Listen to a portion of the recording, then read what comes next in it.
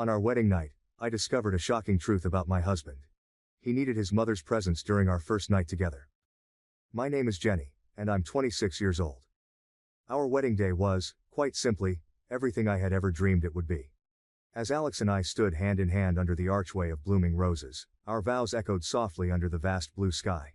Our friends and family, gathered in a beautifully decorated garden, watched with teary eyes and broad smiles as we promised to love and cherish each other. The air was filled with the scent of summer flowers, the sounds of laughter, and the gentle strains of violin that seemed to weave magic into the atmosphere. It was a day marked by joy, a celebration of love in its purest form, encapsulating the promise of a new beginning. As Alex and I planned our wedding, the usual joys and stresses of preparing for such a grand day were accompanied by the subtle shadows of Alex's past. Hints of his old hidden scars began to emerge amidst conversations about table settings and guest lists. There were fleeting moments when his eyes would cloud over, or he'd fall silent, seemingly gripped by a memory only he could see. I noticed these instances, the small cracks in his otherwise sturdy facade. My heart ached to know what weighed on him, but I respected his privacy fiercely. Alex was a man who valued his inner sanctum, and I loved him all the more for his complexities. So, I did not press, choosing instead to focus on our love and the excitement of starting our new life together. In the whirl of wedding preparations, my relationship with Mrs. Green, Alex's mother, took on a life of its own. From the outset, she was more than just a future mother-in-law. She was a presence of warmth and understanding, a comforting anchor in the sometimes overwhelming sea of wedding decisions. Her intuition about people was uncanny, and her ability to navigate Alex's moods proved invaluable, especially as the wedding drew closer and his episodes of withdrawal became more frequent. One chilly afternoon, as we pored over old family photo albums searching for inspiration for our wedding slideshow, Mrs. Green shared stories of Alex as a boy, his mischievous smile, his boundless energy, and also, his quiet moments. She spoke with a nostalgic smile, but her eyes betrayed a hint of sadness, a mother's concern that had weathered many unseen storms. It was during these intimate gatherings that I began to understand the depth of their bond, and how deeply the threads of past traumas were woven into the fabric of Alex's current being. Her role in our lives became even more pronounced as she helped me navigate through the complexities of bonding with a man whose heart had been scarred at such a young age. She had an exquisite tact in guiding me on how to be there for Alex, never overstepping, yet always providing just enough insight to help me connect with him on a deeper level. This delicate balance of distance and closeness in her advice helped me respect Alex's pace without feeling shut out. When it came time to choose gifts for Alex, be it his birthday or Christmas, Mrs. Green proved an indispensable ally. She had an exceptional knack for knowing exactly what would touch Alex's heart. Each gift we selected was not just a material item but a symbol, a message in a bottle sent into the depths of his heart, affirming love, understanding, and acceptance. Shopping trips with Mrs. Green for these gifts became our little tradition, times filled with laughter and shared secrets, weaving me deeper into the family tapestry. The most memorable moment came a few weeks before the wedding. After a long day spent finalizing seating arrangements and menu choices, Mrs. Green invited me for tea at her house. The house was quiet, a soft classical melody playing in the background, lending an air of serenity to the room. We sat in her sun-drenched living room, surrounded by plants that thrived under her careful attention, mirroring the nurturing nature of her personality. With a gentle, almost reverential tone, Mrs. Green said she had something special for me. From an old ornately carved wooden box, she pulled out a small velvet case. Inside was a ring, a beautiful antique piece that had belonged to Alex's great-grandmother. The ring was delicate, its band worn thin by time, its stone still catching the light with a fiery sparkle. As she placed it in my hand, her fingers lingered over mine, her touch conveying layers of meaning. "This ring," she began, her voice soft but clear, "is more than just a family heirloom. It is a symbol of our acceptance and trust in you, Jenny. It's a welcome into our family. A family that, like this ring, has weathered many storms and survived. It is a testament not just to the past, but to the future we hope to build with you in it." The weight of the ring in my palm felt monumental, as if the small circle of metal encapsulated more than just familial history. It was a binding promise, a token of faith. The ring, with its intricate engravings and warm golden hue, symbolized the merging of past and future, of memories and hopes. As I slipped it onto my finger, it felt like a shield, imbued with the strength and love of the women who had worn it before me. Tears welled up in my eyes as I looked up at Mrs. Green, overwhelmed by the depth of her gesture. Her eyes met mine, mirroring my emotions. At that moment, I understood the sacredness of what she had given me. It was an affirmation of my place beside Alex, an endorsement of my role not just as his wife, but as a daughter to her. Thank you, I managed to say, my voice thick with emotion. I promise to honor the love and trust you've placed in me. She nodded, her smile tender. I know you will, my dear. You already have. On the morning of our wedding, the early sun painted the sky with strokes of pink and orange, promising a day as radiant as the love Alex and I shared. The gentle breeze whispered through the leaves, carrying with it the soft, melodious chirps of morning birds. As I awoke, a flutter of excitement danced in my stomach, and a smile spread across my face, the kind that comes from deep within, knowing that today, I would marry the man I loved. The venue was nestled on the edge of a lush, sprawling garden that bloomed with life, each petal and leaf vibrant under the warm glow of the sun.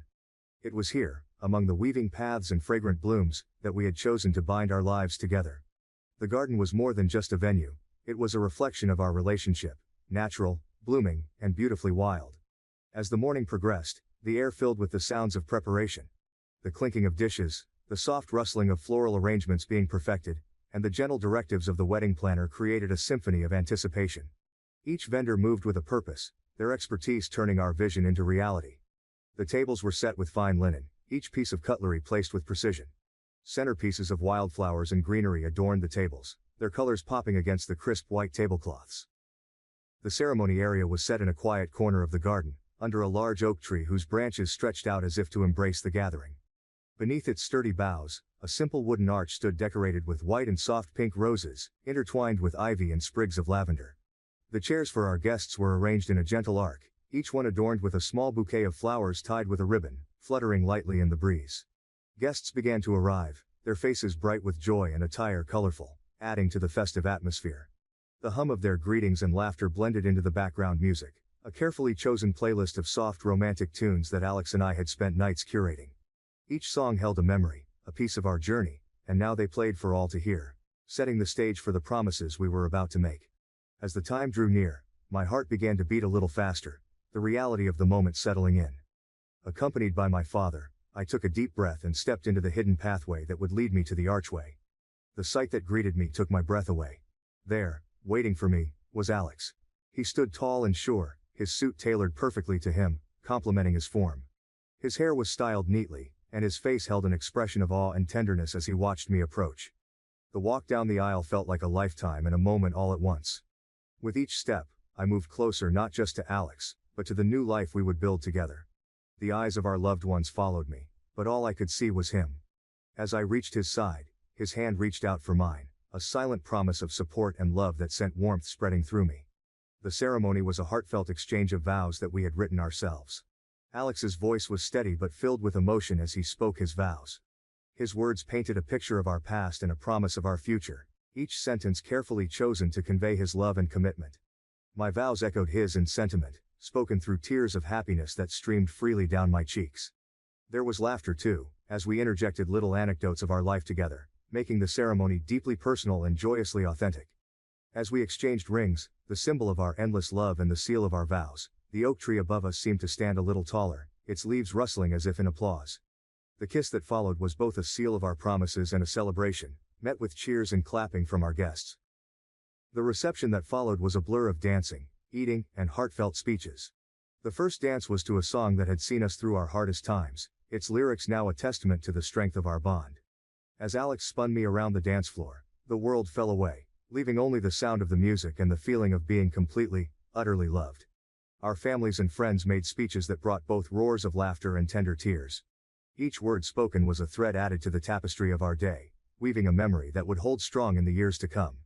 The food was exquisite, each bite a burst of flavor, a celebration of our day.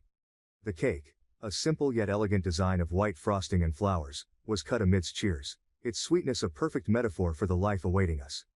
As the day transitioned into evening, the lights dimmed to a golden hue, casting shadows that danced along with the guests.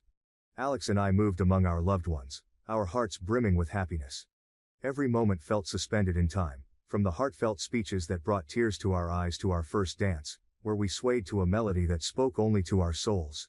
The world around us blurred into a background of sparkling lights and soft music, with the only focus being the profound connection between us. Yet, as the night wore on and the last of the guests bid their farewells, a subtle shift occurred.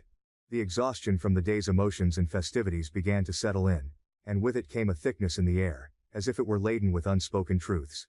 I sensed it most acutely when we finally retreated to our room, the sanctuary where we had planned to end our perfect day.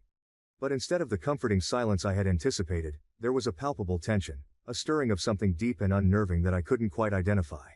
Alex, who had been the bastion of strength throughout our relationship, seemed suddenly distant, his usual calm demeanor replaced by a nervous energy that thrummed quietly beneath his skin. I had always known there were aspects of his past that shadowed his bright smile, hints of dark chapters he had never fully disclosed. Our relationship had been built on a foundation of deep mutual respect and understanding, and I had learned to navigate the delicate balance between his openness and the secrets he guarded so closely. I respected his privacy, never pushing for more than he was willing to share. Understanding that some wounds were deeply ingrained, etched into one's soul by experiences too painful to relive. The unexpected knock at our door came just as I was about to speak, to breach the subject that hung heavily between us. It was Mrs. Green, Alex's mother, her presence on the threshold of our bridal suite as surprising as it was alarming. The sight of my husband whispering urgently with his mother in the dimly lit corridor was something I had not anticipated on our wedding night. The warmth and guidance Mrs. Green had always extended to me felt suddenly invasive. Her timing inexplicable. "Mom. I can't come. Can you come in?" Alex's voice, barely a whisper, carried a weight I had never heard before. His words, though softly spoken, seemed to fill the room, making the walls close in around us. My heart raced with a mixture of confusion and concern, questions forming faster than I could voice them. As they stepped into our room, the space that had once felt like a haven now seemed too small, the air too thick, as if filled with the dense fog of impending revelations. Mrs. Green's presence, although always a source of comfort in the past, now marked a moment of intrusion, an unexpected interruption in what should have been a private celebration of our union. Yet the look in her eyes, one of deep empathy mixed with a mother's protective instinct, prompted me to pause, to reassess the situation that was unfolding before me. It was clear that this was not just a breach of newlywed privacy. It was a necessary intervention, a moment that Alex needed more than I had realized. Mrs. Green's eyes flicked between Alex and me, her face etched with a mixture of apology and urgency. It was clear that this was not a mere intrusion, but a necessity born of something deeper, something distressing. Alex, usually so composed, looked visibly shaken, his eyes pleading for understanding. "What's happening?" I managed to ask, my voice barely above a whisper. The air felt thick with unspoken truths, the kind that could alter the course of a relationship forever. There was a palpable pause, heavy with hesitation. Mrs. Green glanced at Alex, who seemed momentarily lost for words, his gaze fixed on the floor. Then, gathering her resolve, she looked directly at me, her voice steady but soft. "Jenny, there's something about Alex's past that you need to know, something he might have struggled to tell you himself." Her words were gentle, but they cut through the silence with the sharpness of glass. After a brief moment of silence, during which Mrs. Green seemed to calculate her answer, she turned to her son with wide eyes. "Wait. You told her about..." Alex shook his head. "Go ahead. What were you thinking? The poor thing must think we're a couple of weirdos." Alex looked deep into my eyes before he sighed and began to reveal his biggest secret. "When I was just 5 years old, the unthinkable happened. A burglar broke the peace of our home by breaking in through my bedroom window. That night, under the cover of darkness, my world changed forever. The intruder's silhouette, the menacing presence in my sanctuary left me frozen in terror. I could not cry out or escape, and the result of the breach was a deep, all-pervading fear that clung to me long after the broken glass had been swept away and the window secured. In the following nights, my bedroom felt like a battlefield, every shadow a reminder of my vulnerability. Sleep, once a refuge, became an insurmountable challenge. But in the midst of my fear, my mother became my guardian angel. Night after night she sat by my bedside, her presence a beacon of safety in the dark. With the gentle timbre of her voice, she spun stories of courage and adventure, of heroes who faced their fears and emerged victorious. These bedtime stories, more than just stories, became our ritual, a shared journey back to a sense of normalcy and safety. My mother's steadfast patience and love taught me that there is a source of strength despite crippling fear. Within us a resilience that can be nurtured and nurtured. Since that terrifying night, my mother has been my steadfast companion in my search for peace as I fall asleep, her presence reminding me that even in our darkest moments we are not alone. The revelation of Alex's childhood trauma had left the room steeped in a solemn air, charged with the rawness of newly shared pain.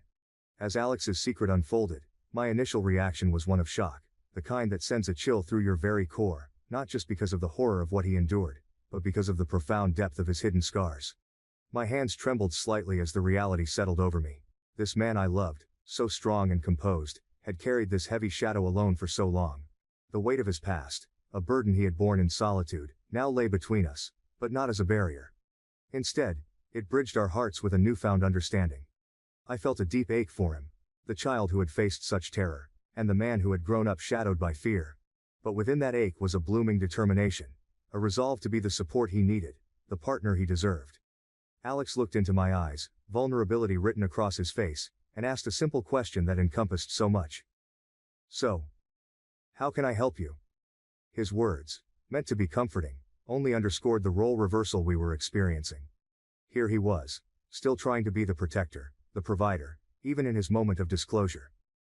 "It's not about how you can help me, but how I can help you," I replied gently, taking his hand in mine.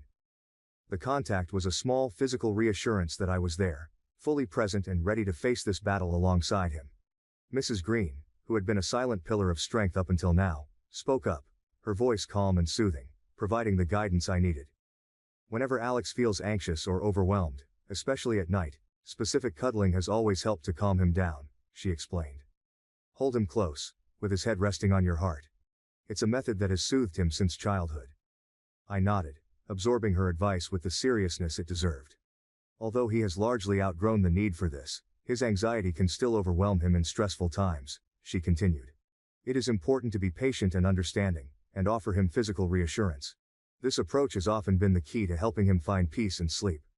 Armed with this new knowledge, I turned to Alex, inviting him into an embrace that I hoped would offer not just comfort, but also a sanctuary from his anxieties.